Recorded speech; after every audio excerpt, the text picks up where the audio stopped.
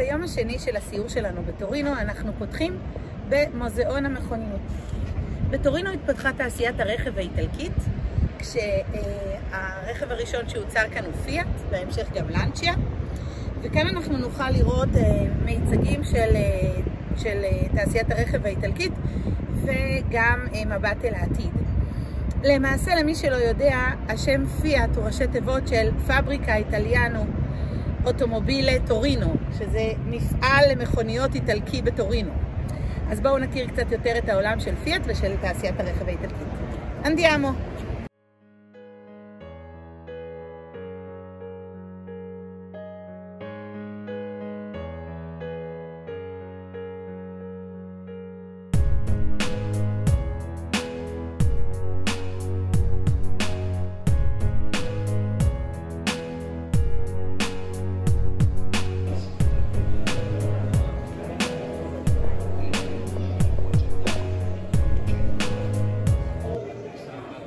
ברוכים הבאים לעבר שהוא גם העתיד.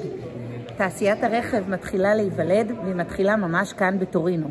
בואו ונראה את כל הדגמים הראשונים שיהפכו להיות אחר כך המכוניות שאנחנו מכירים היום. קדימה.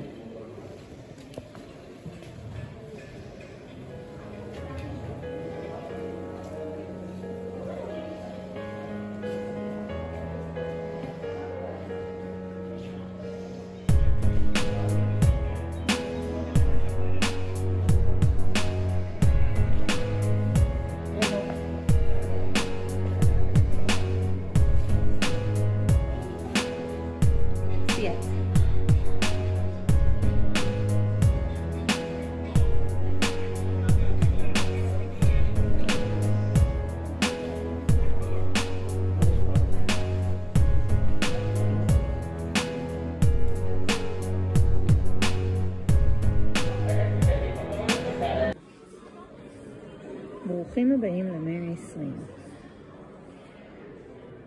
מכונית משנת 1907.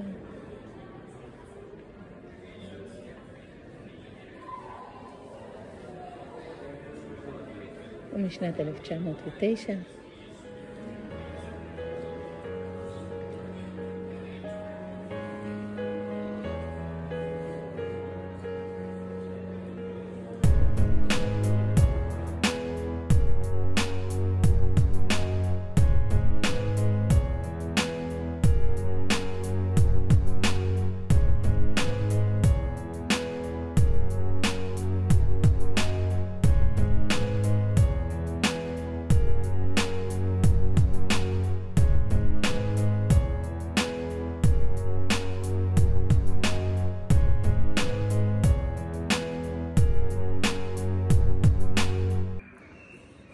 הגענו לבורג'יו מדיאבלי, כפר ימי ביניים משוחזר שנבנה כאן בפארק ולנטינו לכבוד תערוכה משנת 1884.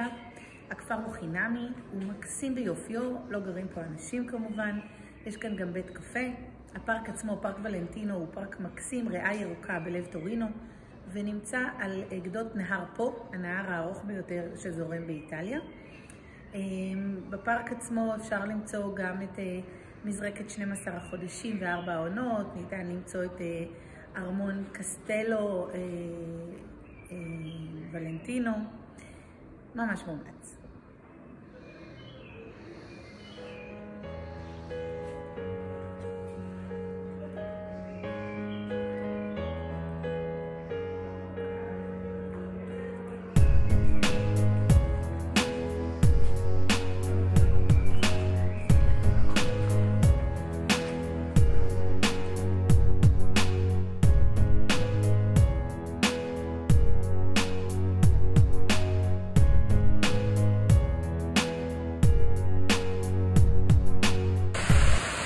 בפארק ולנטינו, ממש קרוב לבורג'יו מדיאבלי, נמצאת מזרקת 12 חודשי השנה.